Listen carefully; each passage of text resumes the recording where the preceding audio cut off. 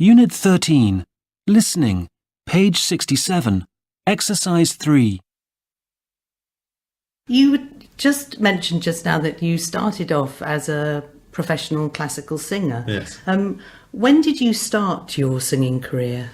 I sang from very early on, but I suppose as a career, I sang at university a bit more than I actually did my degree, to be perfectly honest. But officially, to call it a career, I'd say after university, I started working professionally, doing regular concerts at the same time as studying as a postgraduate at Music College in London. I did that for 4 years, actually, studying as a postgraduate at the same time as working, and then went into the opera world as an opera soloist and ended up singing around the world, which was fantastic, but particularly opera houses in Europe. So how long did you work as an opera singer? I'd say I worked about 10 years in the end, including the time I studied. So really my early 20s to early 30s. What did you most enjoy about singing? Singing had lots of fabulous things about it. I saw a lot of the world from singing, which I really wouldn't have seen.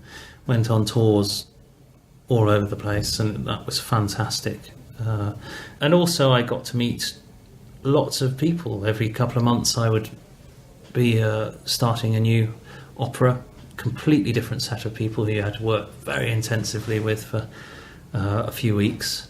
And for those few weeks you become the best of friends, so you wouldn't necessarily call them ever again once the opera had finished. That's the nature of the thing.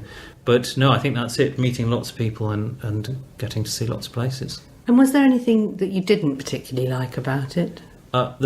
The reverse side of the coin to travelling around the world is you're away from home, and it can be very lonely.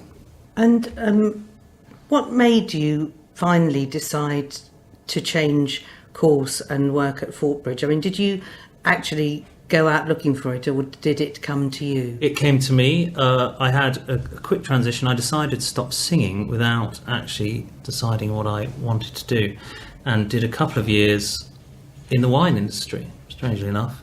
Realised that the wine industry wasn't quite for me. Not that I regret the couple of years. They were fantastic. I know a lot about wine, and I think any experience is great.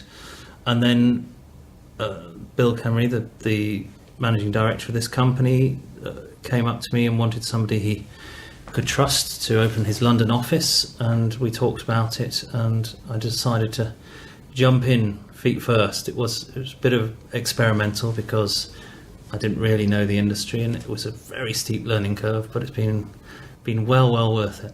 Do you think you bring skills from singing to working for Fortbridge? I don't think there's not much overlap, but the one thing I would say is, talking as we did earlier about meeting a new group of people every couple of months and having to work very intensively with them, you do develop a way of getting on with people in very many different ways. You can either be very personable, or you can be very bossy, or demanding, as opera singers famously are.